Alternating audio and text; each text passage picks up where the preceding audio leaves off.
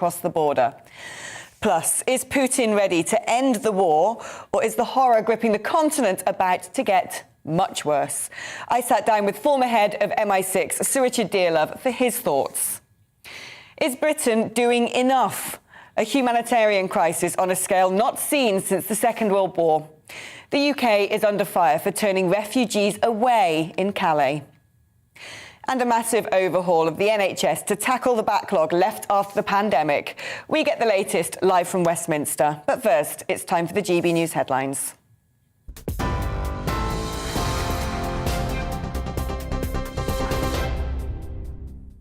Good afternoon to you. It's gone 1 minute past 2 o'clock. I'm Rosie Wright, here to keep you up to date on GB News. The Ukraine Foreign Ministry claims Russian forces are shelling humanitarian evacuation routes from Mariupol after ceasefires were put in place across a number of cities. The governor of the northeastern city of Sumy has said the ceasefire has largely held. Well, previous attempts at allowing citizens to evacuate have failed, with both sides accusing each other of breaking ceasefire agreements.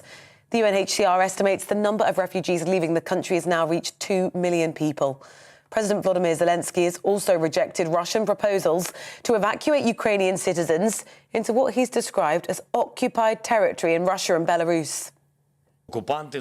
Occupants have again bombarded Sumy with air bombs. It is our peaceful city which has never, throughout its history, posed any kind of threat to Russia. The kind, quiet and lovely Sumy region which is being turned into hell. Mariupol, a peaceful and hard-working city which has no anger, was encircled and blocked. The head of NATO, Jens Stoltenberg, warns the situation could spiral out of control and that Russia's war must not escalate beyond Ukraine. President Putin's assault continues and the humanitarian impact is devastating. Many civilians have been killed or wounded, and 2 million people have fled Ukraine.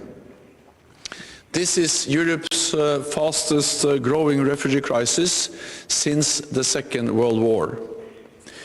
There are very credible reports of civilians coming under fire as they try to evacuate. Targeting civilians is a war crime. The boss of Shell has apologised after his company bought a shipment of Russian oil last week. The organisation said it would withdraw from purchasing Russian oil in the future and will shut petrol stations in Russia. It comes as British drivers have been hit by the biggest weekly hike in fuel prices in at least 18 years. Meanwhile, the US president is expected to announce a banning of Russian oil imports into the country. The White House has said it will later today announce actions to hold Russia to account for its invasion. It's thought the United States will be acting alone as Europe is significantly more reliant on Russian fossil fuels. But the measure is likely to lead to a further rise in global oil and gas prices. We'll bring you any developments when we get them. Now, there's a warning that employees in Britain could be facing the sharpest decline in real incomes since the 70s. Think tank The Resolution Foundation estimates a fall of £1,000 for each household. That's a scale of decline we'd normally associate with being in recession. Their report says the crisis in Ukraine has increased both the scale of price rises, but also the degree of uncertainty. In some other news now, the independent expert panel that investigated the former Commons Speaker John Bercow found he was a serial bully. They recommend he should never be allowed a parliamentary pass again. The report accused Mr Bercow, who was Speaker of the House for 10 years, of behaviour that fell below what would be expected. In response, Mr Bercow described the investigation as a travesty of justice and said it was amateurish. School leaders are warning there's still a very long way to go to tackle the pay difference between male and female head teachers. The National Head Teacher Union say the difference between their average pay across all state-funded nursery and primary schools has increased by nearly £1,000. The Shadow Women and Equality Secretary, Annalise Dodds, told GB News the disparity is appalling.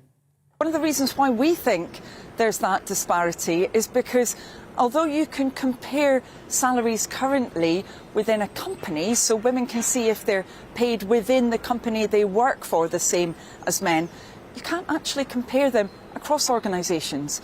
And that creates big problems when, for example, you've only got one person at the top of an organisation, like a head teacher. In Australia, tens of thousands of residents in Sydney have fled their homes overnight as severe flooding continues across the country's east coast. It follows record downpour that hit parts of Queensland and New South Wales over recent weeks. That's cut off towns, swept away farms and roads. 19 people have been killed since the floods began. This is GB News. I'll bring you more as it happens. Now, let's go back to Alex for We Need to Talk About.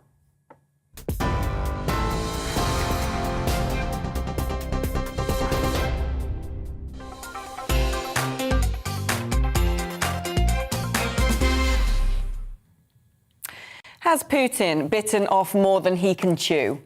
Or will he fight to the bitter end with all the firepower that he has? And what next for the world, when next finally comes? Putin has threatened to cut off gas to Europe, perhaps in a sign that he is determined to blackmail and intimidate anybody who stands in his way. Are his demands for chunks of eastern Ukraine a sacrifice worth making to bring an end to war? And do Putin's ambitions really stop there? I sat down with the former head of MI6, the UK's Foreign Intelligence Service, Sir Richard Dearlove, for his perspective on the unfolding crisis gripping the world. Sir Richard Dearlove, it's an absolute pleasure to be interviewing you. With your expertise, do you think that this current situation, the awful crisis we're seeing in Ukraine, could that have been better anticipated and stopped in its tracks? I don't think it could have been anticipated and stopped. I mean, frankly, I think many of us were of the view that Putin was still taking rational decisions and was unlike, I mean, apart from obviously the intelligence, which was well publicized to say that the invasion was imminent, I mean, I personally thought he might bite off a bit more of Donbass, and that after that it would be coercive diplomacy with large numbers of troops sitting on the border, but a full-scale invasion, frankly, I personally didn't expect. I think a lot of experts didn't expect. I don't think the Ukrainians really expected it. I mean, they were prepared, but for it actually to happen or unfold in the way that it's unfolded, I mean, frankly, is a huge shock, I think, internationally. And the intelligence clearly was good. You know, hats off to the Americans, to ourselves. We had the intelligence communities publicly saying that an invasion's imminent, and, you know, one can't take it away from them. They were right. Yeah, there was a very clever strategy to publicise what was the anticipated Russian playbook to potentially spike their movements. But, I mean, Putin's appeared to be a very slippery character when it comes to the public proclamations he makes. Earlier today, a Kremlin spokesman has suggested that if Luhansk and Donetsk are given to the Russians or recognised as completely separate states, and if Crimea is recognised as Russian and that Ukraine's constitution is neutralised, that they may be prepared to put down weapons. Do you think that is Russia taking steps backwards because they're not as successful as they hoped they might be? And if we were to go down a conciliatory route, do you think that Russia will just lie in wait and want to bite off more?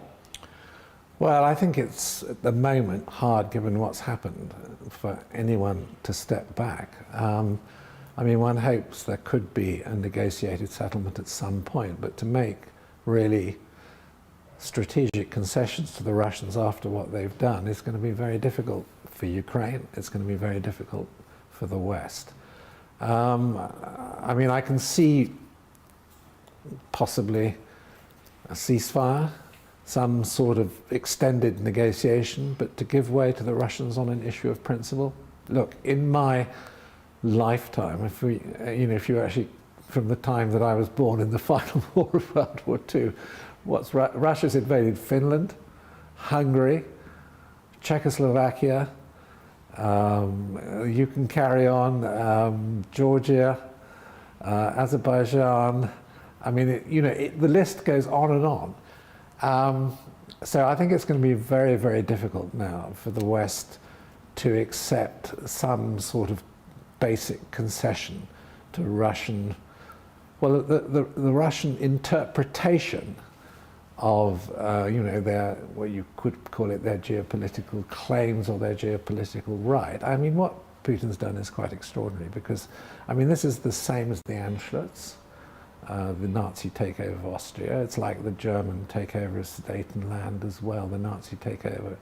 You know, where culture, language, ethnicity is more important or is seen to be the ultimate rationale and not international frontiers. I mean, internationally agreed frontiers.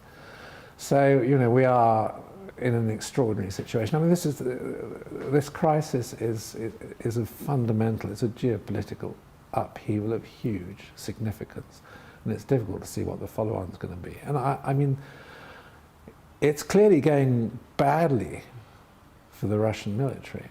They have not done what they clearly set out to do, which was to decapitate the regime probably in 48 hours, drive down the road, half the population would have greeted them, take over Hostomel, the main air base, land your crack troops, drive down, decapitate the government, it's all over in 48 hours. Well, that's clearly not happened, not going to happen. And I think that's what's worrying, because if the Russians can't, as it were, conduct, let's say, a conventional blitzkrieg military campaign because their logistics have broken down, their conscript troops are not fighting successfully, then, you know, we're into politics, or the military politics of obliteration, rubberization, because they've got plenty of ordnance, they've got massive kinetic power. So I'm really, really depressed and worried as to what's going to happen next.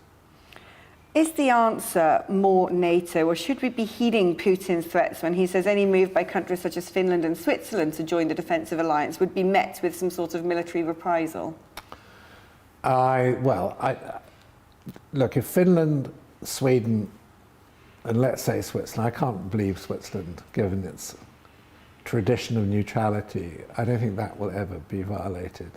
Finland and Sweden are different propositions. I think if they were to join NATO, it would not be possible for the Russians really to do anything about those two specific countries.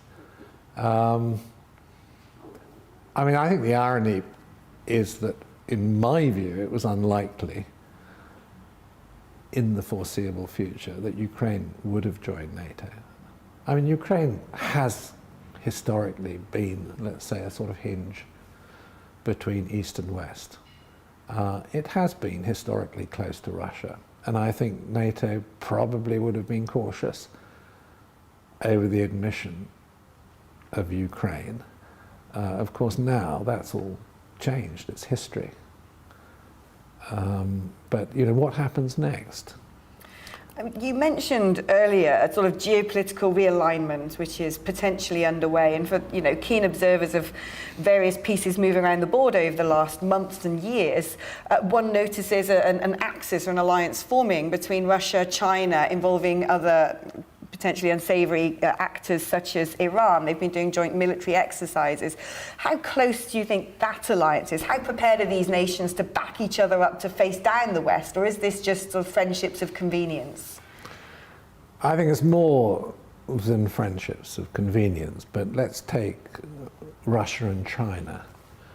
I mean, I think I would describe it as a partnership rather than an alliance, and I think there's a subtle difference.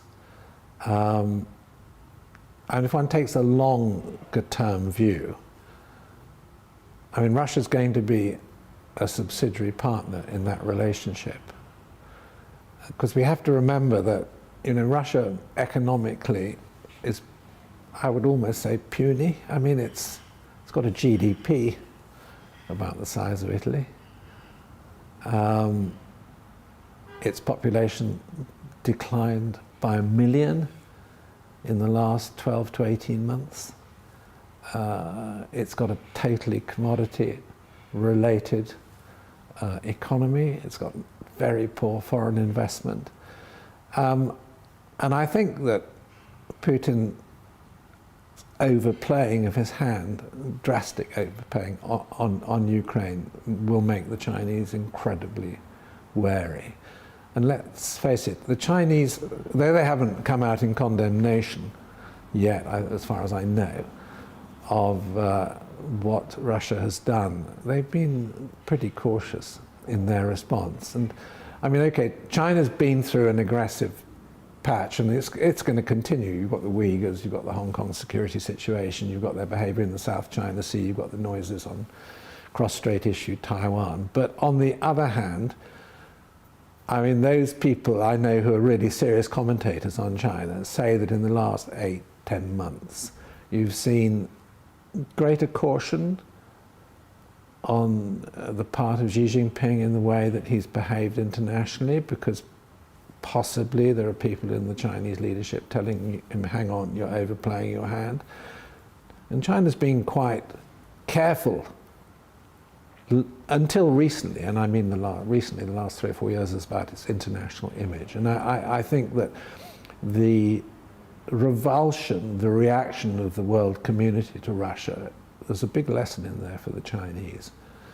And then people obviously, draw a parallel with Taiwan, possible invasion of Taiwan. I mean, remember that that would require an amphibious assault, which is a very complicated thing to do. Plus, Formosa, Taiwan, is a very mountainous island. You can't drive around on there with tanks and things. It's just not like that.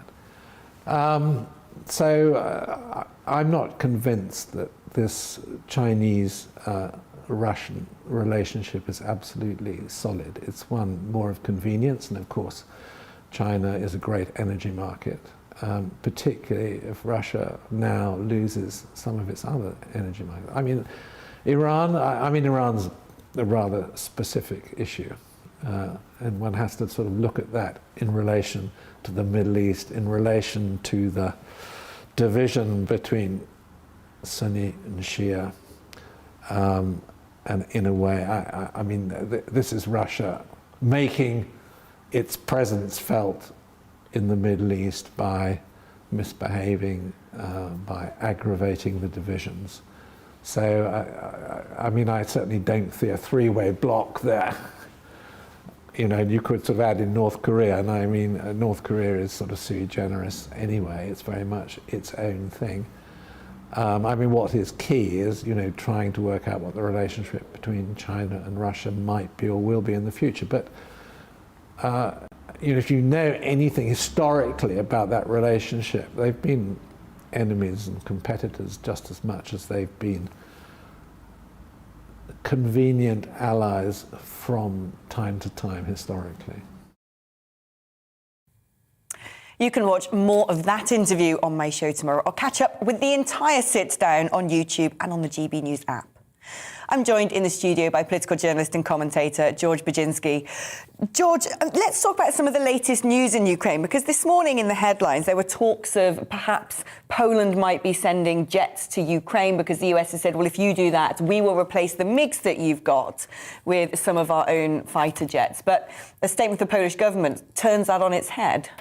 Yes, there's a lot of fake news around, and it seems, I don't know where this information came from, because it is true that Poland provides enormous support to Ukraine. That includes all sorts of, not weapons, of course, but anything that supports the Ukrainian army, that supports the Ukrainian people, and refugees first and foremost. There are already 1 million Ukrainians in Poland that are accepted into people's houses. But the story of the jets, I don't know where it came from, because we had American officials speaking about it, that they would support Poland and defend Poland if it decided to send those jets. But I'm not entirely sure if that should be taken only by Poland. Polish Prime Minister spoke very clearly that such a decision should be taken as NATO together. It shouldn't be sent by only Poland or another independent country, because that would potentially lead to World War III. So the Polish government was very clear on that. If we make a decision together, then we could potentially provide heavier ammunition and heavier support to Ukraine, but we wouldn't want to start a third world war while we're helping Ukraine as much as possible at this time. Now, another NATO member who is weighing into it at the moment is Turkey, of course, who are offering a meeting on their soil between the foreign ministers of Ukraine and Russia. I don't think there's much optimism, is there, that that's going to come to much. We've heard today that a spokesman from the Kremlin has said, look, we will down tools if you give us Donetsk, Luhansk and Crimea. But the Ukrainians very much pushing back on this and saying, when you cannot satisfy an aggressor, what message does that send to the world? Yes, absolutely. It seems that some countries such as China, Israel, Turkey and France, they would love to be that mediator, negotiator and bring peace to Ukraine, because that would be an enormous success for them. And hopefully one of them could convince Mr. Putin to lay down his arms. But as we've seen, it's not exactly clear what Mr. Putin really wants, because he spoke before about only Donbass. Now he wants to take over the whole country of Ukraine. So Russian negotiators are slightly tricky, and if we remember historically, there were many examples of, for example, just after the Second World War, when Soviet Russia invited Polish leaders to make peace with the underground movement. Most of them were killed or tortured. So one should be very careful when negotiating with Russia. At the same time, I would strongly hope that when the foreign secretaries of Ukraine and Russia meet, they could come to something. But what would it be? What signal would it send?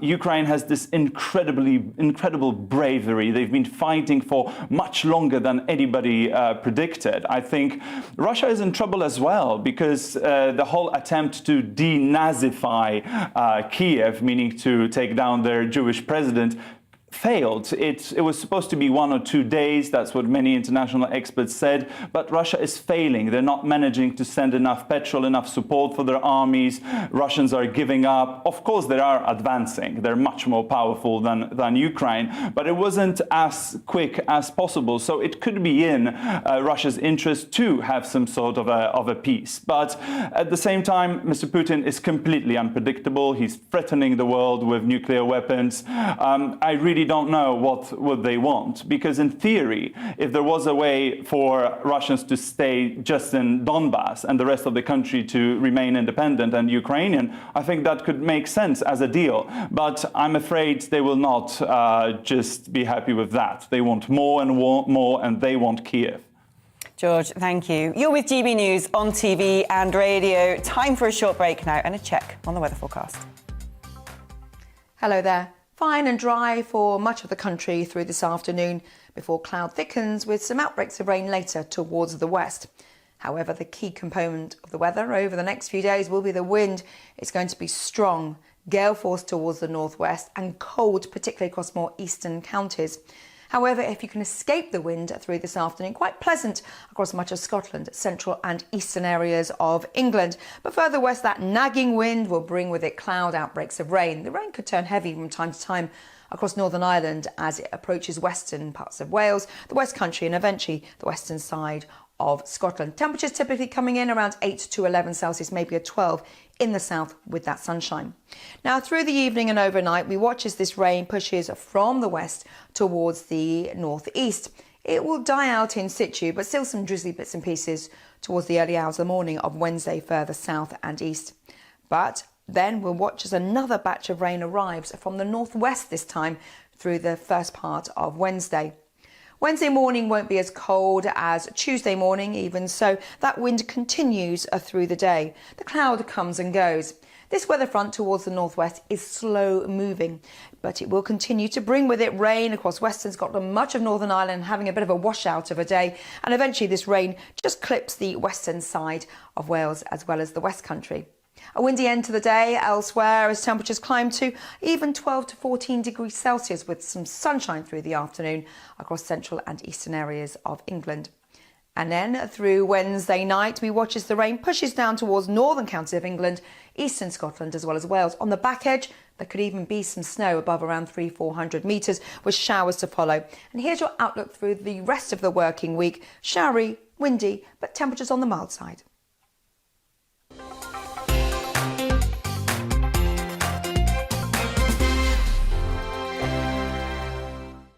GB News is the UK's home of discussion and debate from all perspectives. To stay up to date on the latest stories, make sure that you subscribe to the GB News channel right here on YouTube. You can watch us live 24/7 across the whole world. You can also check out exclusive content and catch up on previous episodes of your favourite shows.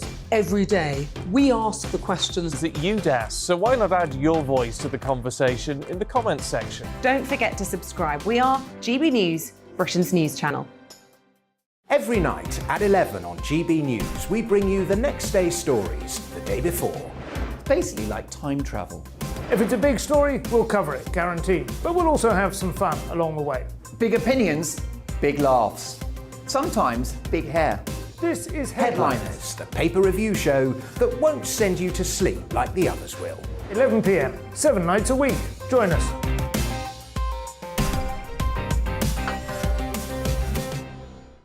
Hello there, I'm Eamon Holmes. And I'm Isabel Webster. And we hope you can join us for Breakfast with Eamon and Isabel. You make me laugh out loud, belly laugh. Is that important first thing in the morning? Yeah, absolutely. And there's me trying to be deadly serious. News is a serious business. Yeah, I have to rein you in sometimes. Well, it doesn't stop us laughing at it. It doesn't stop us having an opinion on what's going on. Yeah. And it certainly will not stop us reflecting what you think. Weekdays from 6 to 9:30 on GB News.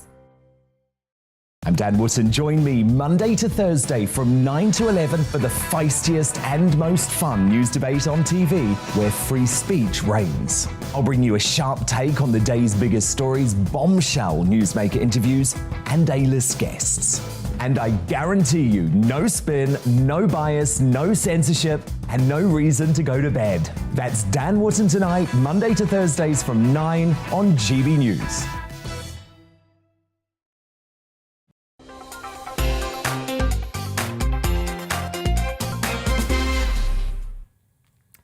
A rare show of solidarity. This morning's headlines across newspapers from left to right, condemning the government for the bureaucratic and mean distribution of asylum places for Ukrainian refugees.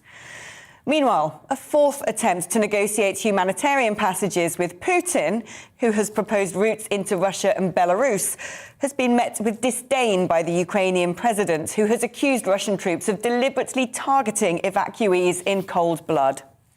And still, heavy shelling rains down on cities across the country, with harrowing reports of corpses not being removed from streets and starvation imminent for populations now cut off from vital supplies. Over 100,000 refugees a day are pouring into Poland in what is now the biggest mass exodus since the Second World War. Well, I'm going back to my journalist companion of the day, George Baginski. Poland's really taking the brunt of this. You've just come back from Warsaw. How are the Polish reacting to this huge influx of refugees? Yes, first of all, I've never seen anything like that in my life. There are Ukrainians absolutely everywhere. Every bus stop, every train stop, they're everywhere. And there are Polish volunteers, some support from the government as well, just everywhere. What the international journalists often ask, where are the refugee camps? And they don't exist because almost all the Ukrainians were taken into people's homes. Think about the scale. 1 million people within 2 weeks have been accepted into people's homes. Almost every family, almost every friend that I visited, they had Ukrainians that cooked food for them. I had the traditional dish, borscht. It was fantastic, of course, but at the same time, so sad, because what will happen to those people in the future? Anyway, Poland is doing something remarkable.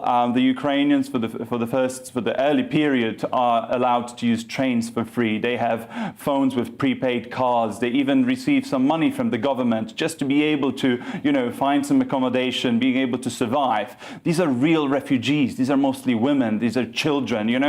It's in a stark contrast to what happened in Belarus before, how Mr. Lukashenko tried to artificially just send in people. These were mostly men. Nobody knew who they were. Some of them had weapons. It was tragic. But in this situation, we hear and we see these are real refugees, and Poland is doing a remarkable achievement. Yeah, an admirable effort by Poland compared to the UK. 500 visas granted out of 10,000 applications here in Britain. And a lot of people very much not happy about that. Well, let's turn our attention to Westminster now, where it has been recommended that former Speaker John Bercow is banned from Parliament for life, following a report by the Standards Watchdog, which found him guilty of bullying. The independent experts panel states Mr. Bercow has been a serial liar and a serial bully. Meanwhile, Health Secretary Sajid Javid is set to announce a shake-up of the NHS to tackle record waiting lists following the pandemic. Tom Harwood, our political reporter, is in Westminster now. So let's, first of all, Tom, discuss this this finding on John Bercow. How has that been received in Westminster? I mean, it's very strident, the report. It certainly is more strident than many people were expecting, although, of course, this has been an investigation that has been going on for quite some time. I remember allegations being brought up against John Bercow by various journalists and indeed politicians, amplifying the voices of various whistleblowing members of staff in the House of Commons, going back years and years. Of course, John Bercow hasn't been Speaker of the House of Commons since 2019, and yet still these allegations have been being investigated for those years and months that followed. Finally, a report out today by an independent expert panel that is incredibly damning of his behaviour, of his intimidation, his shouting, even mimicking subordinates in his office. And it spoke of this way that he behaved, where he'd sort of keep a group of favourites and cast out everyone else in a very traditional bullying way. But Alex, I can bring you a development that has taken place in the last 30 minutes now. I understand that the Labour Party has suspended John Bercow's membership of that party, a membership that was only accrued to him in the last year or so. That has now been suspended pending an investigation. It's not quite clear what the Labour Party will be investigating beyond the independent expert panel's conclusion today, but certainly a bit of a humiliation there for John Bercow. He joined the Labour Party in repudiation of Boris Johnson's Conservatives, although, of course, as Speaker since 2009, he had served as an independent Speaker, and many would say someone who leant far closer to the left side of politics than the government over those years. And yet now he has been cast out, at least suspended, from the Labour Party pending investigation. Quite some development. Tom, thank you very much. Don't go anywhere. We will be rejoining Tom after the break to talk about reforms to the NHS to tackle those record backlogs following the pandemic. You're with GB News on TV and DAB Radio, but first it's time for a check on the news headlines with Rosie.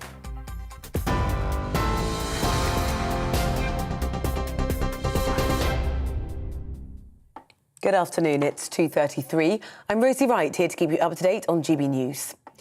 Ukraine's foreign ministry claims Russian forces are shelling humanitarian evacuation routes from Mariupol after ceasefires were put in place across a number of cities.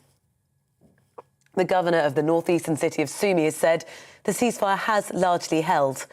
Previous attempts at allowing citizens to evacuate have failed, with both sides accusing each other of breaking the ceasefire. The UNHCR estimates the number of refugees leaving the country has now reached 2 million. The boss of Shell has apologised after his company bought a shipment of Russian oil last week. The organisation said it would now withdraw from purchasing Russian oil in the future and will shut petrol stations in Russia. It comes as drivers have been hit by the biggest weekly hike in fuel prices in at least 18 years due to Russia's invasion. Meanwhile, the US president is expected to announce a banning of Russian oil imports into the country. The White House has said it will later announce today actions to hold Russia accountable for its invasion. It's thought the United States will be acting alone, as Europe is significantly more reliant on Russian fossil fuels. The measure, though, is likely to lead to a further rise in global oil and gas prices.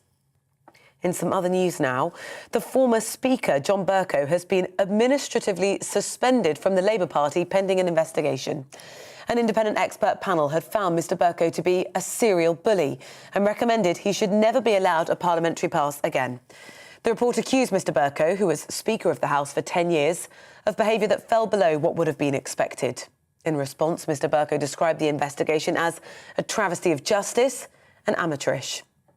You're up to date now on GB News. We're on your TV, online and DAB Plus radio. Don't go anywhere. Alex will be back shortly with We Need to Talk About.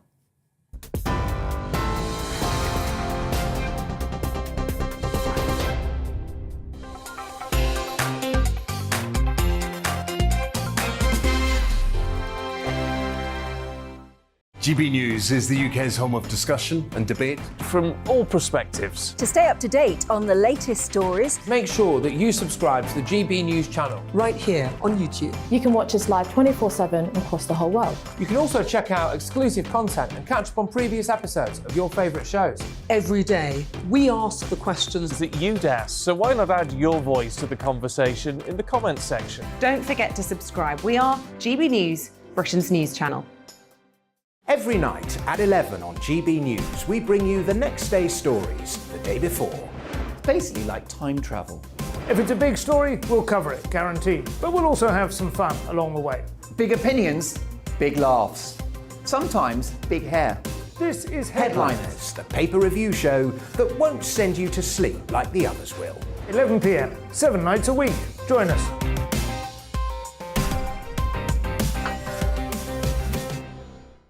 Hello there, I'm Eamon Holmes. And I'm Isabel Webster. And we hope you can join us for Breakfast with Eamon. And Isabel. You make me laugh out loud, belly laugh. Is that important first thing in the morning? Yeah, absolutely. And there's me trying to be deadly serious. News is a serious business. Yeah, I have to rein you in sometimes. Well, it doesn't stop us laughing at it. It doesn't stop us having an opinion on what's going on. Yeah. And it certainly will not stop us reflecting what you think. Weekdays from 6 to 9:30 on GB News. I'm Dan Wootton. Join me Monday to Thursday from 9 to 11 for the feistiest and most fun news debate on TV, where free speech reigns. I'll bring you a sharp take on the day's biggest stories, bombshell newsmaker interviews, and A-list guests. And I guarantee you, no spin, no bias, no censorship, and no reason to go to bed. That's Dan Wootton Tonight, Monday to Thursdays from 9 on GB News.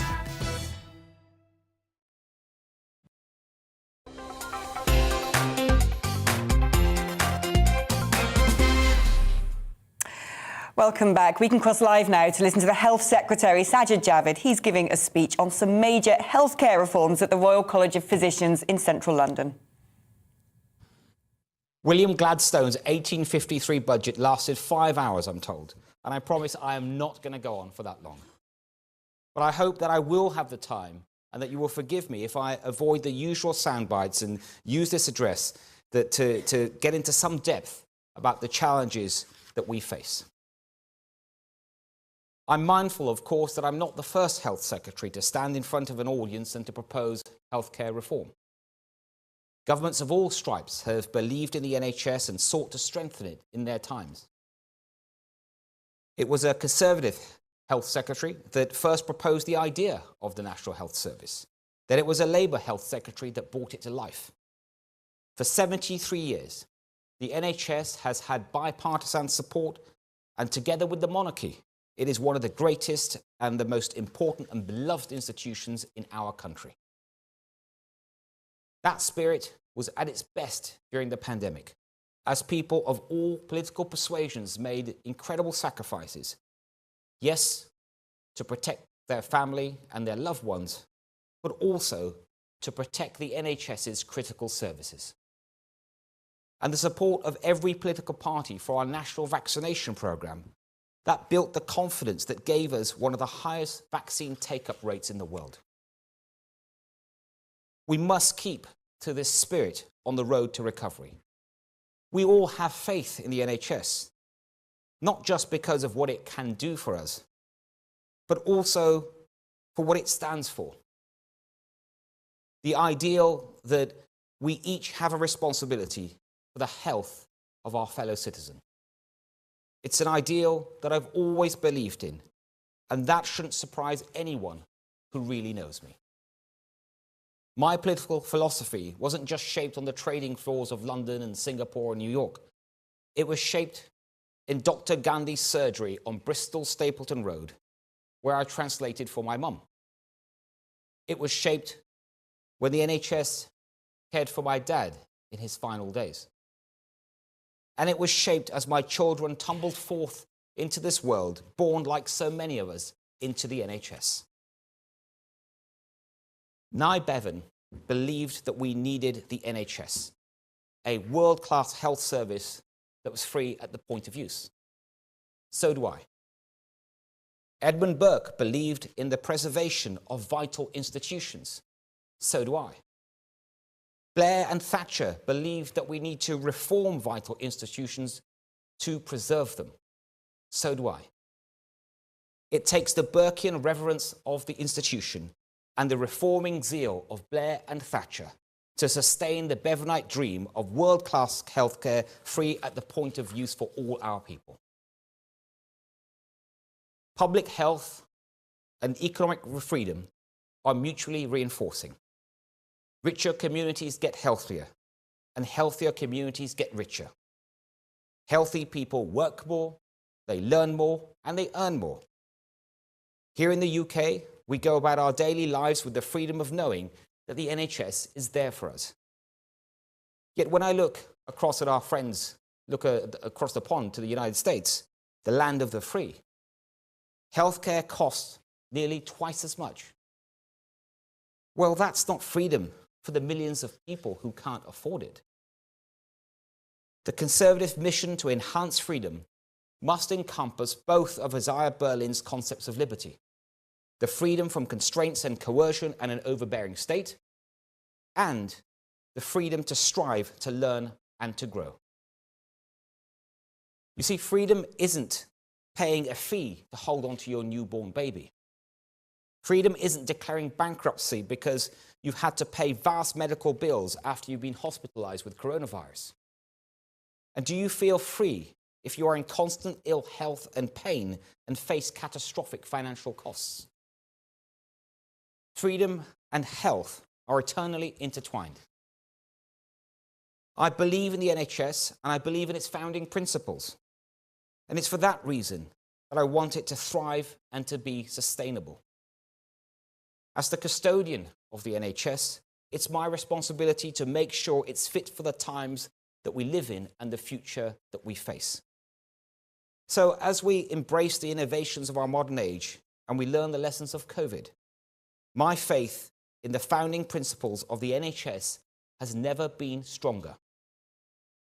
It's my choice, and I believe the choice of the vast majority of the British people, to stick with the approach of a world-class healthcare, free at the point of use, paid for out of general taxation. That's my case for the NHS. But if we're going to keep doing it, and doing it well, we face some long-term challenges. How to keep the NHS focused on delivery while future-proofing it for changing demographics and disease. Secretary Sajid Javid addressing the Royal College of Physicians about reforms to the NHS, in part to cope with that record-breaking backlog left in our health service after the pandemic. Our political correspondent Tom Harwood can rejoin us from Westminster. What are we expecting to hear from Sajid Javid in his healthcare reforms? Well, it was interesting there listening to Sajid Javid's opening remarks, whereby he was setting out just how much he relies upon the NHS, has used it for his whole life and believes in it as a service. Whenever a reform of the NHS is put forward, whether it's by Conservative governments, as with the Lansley reforms of the early 2010s, or under the reforms under Tony Blair as well, there's always a huge amount of suspicion as to what people are trying to do with the NHS. So, and whether they believe in it as a service. So what we were hearing there was Sajid Javid really setting out his commitment to the service, but saying that it needs to reform to survive. And of course, it's getting this unprecedented amount of cash injected into it, not least paid for by that hike in national insurance that is all coming our way this April. And the challenge that many people, particularly Conservative MPs, have been giving to the government is we can't be throwing this money into a hole whereby the money will not be used well. There needs to be greater reform coming to this service along with the money. So what we're expecting from Sajid Javid today is to talk about how we're going to clear that backlog through avenues of greater choice. For example, being able to provide a heat map, if you will, to patients around the country so that they know which hospitals are running hot and which hospitals have capacity, being able to move around the country. One of the advantages of the NHS being this big integrated system is that in terms of the areas that have high pressure on them and some other areas have less pressure on them, there'll be able to be people moved around between them. That's one part of this, but also a greater digitalisation, using that NHS app far more and getting people more in control of their data. This is all what we can expect to hear from the Health Secretary today. Tom, thank you very much. Now, a fortnight ago, Ukrainians were going about their normal lives just as you and I are today. Buying groceries, sitting down for dinner, drinking in bars and working in offices, unaware that their lives were about to be torn apart. Today, as millions of women and children flee for their safety, their brothers, husbands, fathers and sons join the resistance, many having never fought in conflict before. Well, Ukrainian MP Yaroslav Yurash is the youngest member of parliament in the country and a member of President Volodymyr Zelensky's Servant of the People Party. He's joined the fight against Russia, and he joins me now. I mean, I can't even imagine what it must be like. 2 weeks ago, you were living a completely normal life, and now you see your country rubbelised, you're having to take up arms. I mean, explain to me what that's like. This is the largest military invasion since the Second World War. The fact of the matter is Russia attacked Ukraine on all the sides, in all different ways, starting the invasion by rocket attacks in all the major cities. Be that the west of the country, be that the east of the country, the north or the south, all of them got hit by rockets, and all of them got attacked by Russians one way or the other. The fact of the matter is life was turned upside down for Europe, for Ukraine, for the world, because this is unseen and unheard of. And to imagine an unprovoked attack of this sort is truly beyond your imagination. Even though Ukraine was fighting a war for the last 8 years against the Russians on the eastern front line, to imagine a nation destroying every single idea by the national law by this act is quite beyond the pale. The point is, we showed that we are willing and able to defy whatever Russia wants to throw at us, and we will defend our country with everything we've got. And from the very top of the country, from the president himself to individuals living their daily lives, we are ready and fighting for our survival. Powerful PR put out by the Ukrainian Defence Force showing everyday civilians joining the resistance. But what's morale like among civilians who, just a week ago had very ordinary jobs and are now potentially holding a gun for the first time? I mean, are some of them frightened? Is everyone sort of motivated? How are people dealing with this? You learn fast when you have to fight for your life, and the reality is too many in this country have fought already in the eastern front lines against Russia, and they are certainly spreading knowledge around. Several of my parliamentary assistants actually have been fighting against the Russians for the last 8 years, and some of them are now leading defenses all around Kiev. And they have a chance to spread that knowledge and to even tolerate a rudimentary soldier such as myself, learning the skills of how to handle a gun, how to truly defend your country in direct manner. Because again, when our capital is under siege, when our country is facing attack from all the sides, everybody is a soldier, everybody is joining in, everybody is trying to do their part to make that victory possible. Equipped are these civilians in the resistance? Does everybody have the weapons that they need, or are people having to grab whatever they can find? We've seen people, civilians in southern Ukraine, in parts of the country which have been occupied by Russia, unfortunately, going on the street with bare hands, with flags of Ukraine in their arms, trying to showcase to the Russians that they want Ukraine to stay. They want Ukraine to be here, and they are willing to defy, even though they are absolutely without any weapon whatsoever, to try and show to Russia that Ukrainians will stay there and Ukraine shall be there again. And the point here is that all Ukrainians are part of this fight, and all Ukrainians are resisting in any way they can. What are your thoughts thoughts on the international response to what's going on in Ukraine? I mean, a lot of people are watching and feeling quite helpless because NATO, of course, is reluctant to act with worries that any reprisals could escalate a conflagration way beyond Ukraine's borders, in fact, potentially encompassing the entirety of NATO and a lot of Europe. But how does that make you feel? Well, first, nothing is enough. Everything is needed. We are fighting as the second biggest army in the world. So in this battle, in this humanitarian catastrophe this is causing, we are very much welcoming and all the support that we are getting from the West, both in terms of food, medicine, arms, ammunition, everything and anything is extremely welcome. But as far as the NATO's involvement broadly, let me remind you that NATO member country has shot down a Russian plane during the Syrian war. There was Turkey shooting down a Russian plane, nothing happened. And again, the point here is you'll have more and more images coming of residential buildings being hit, children dying, and civilians killed all around the country. So if nothing is done, this image will essentially push at the consciousness of the West, and hopefully that right decision will happen eventually. And there's the good saying, the West does the right thing after it exhausts all other options. We are hoping this will happen sooner rather than later. The bravery and the resilience of the Ukrainian people is inspiring the world, and you are too. Yaroslav Jurash, it's been an utter honour to have you on the show, and stay safe. Pleasure. Thank you very much. Now, we've been reporting all week on the extraordinary efforts people are making to help with the growing humanitarian crisis. US journalist Manny Marotta walked from Ukraine to Poland, that's around 45 miles, with a refugee caravan. He's now back in Ohio in the United States. But Manny, you said you witnessed multiple human rights violations. We're hearing of awful reports, especially today coming out of Mariupol. What sort of things did you see happening to people in desperation, fleeing for their lives? Absolutely.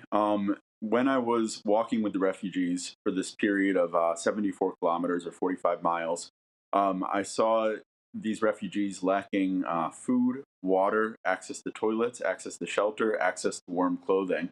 They were left pretty much all alone out in the cold to walk this tremendous distance that's difficult even for a young person. But then there were elderly people making this walk, and there were children making this walk.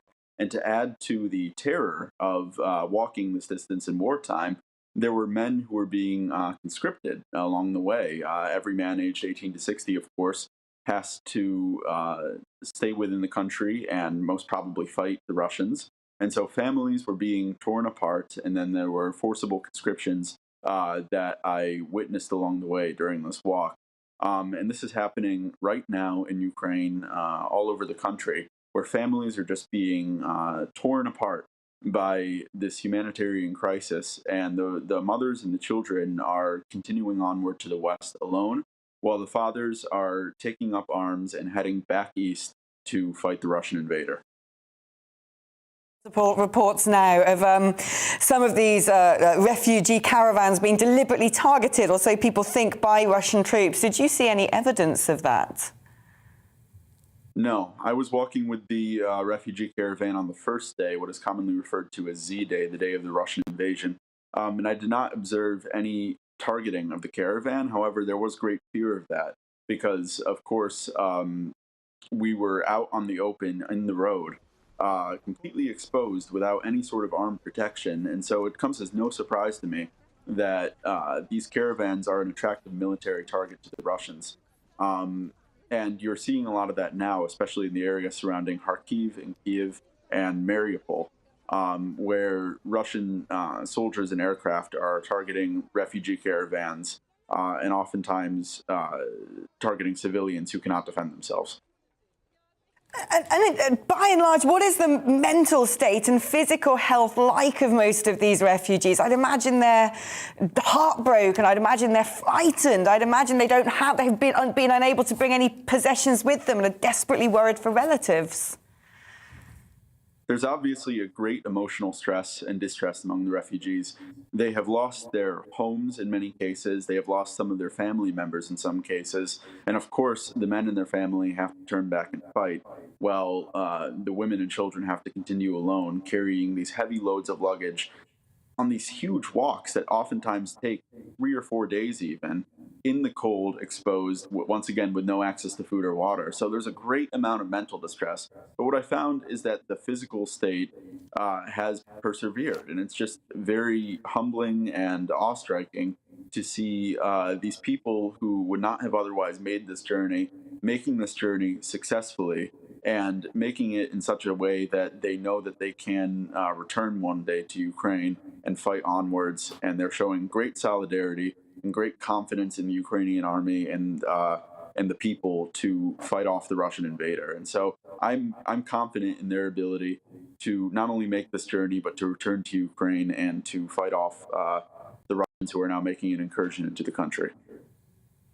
Manny Marotta, thank you so much for joining me and giving us your first-hand account of what conditions are like for those millions of people now desperately fleeing for their lives. That's all we've got time for. I want to thank my wonderful studio guest today, George Baginski. Join me again for We Need to Talk About on GB News at the same time from 2 o'clock tomorrow. Coming up next, of course, it's The Briefing with Darren McCaffrey. But first, it's time for the weather forecast. Hello there. Fine and dry for much of the country through this afternoon before cloud thickens with some outbreaks of rain later towards the west. However, the key component of the weather over the next few days will be the wind. It's going to be strong, gale force towards the northwest and cold, particularly across more eastern counties. However, if you can escape the wind through this afternoon, quite pleasant across much of Scotland, central and eastern areas of England. But further west, that nagging wind will bring with it cloud outbreaks of rain. The rain could turn heavy from time to time across Northern Ireland as it approaches western parts of Wales, the West Country and eventually the western side of Scotland. Temperatures typically coming in around 8 to 11 Celsius, maybe a 12 in the south with that sunshine. Now through the evening and overnight, we watch as this rain pushes from the west towards the northeast.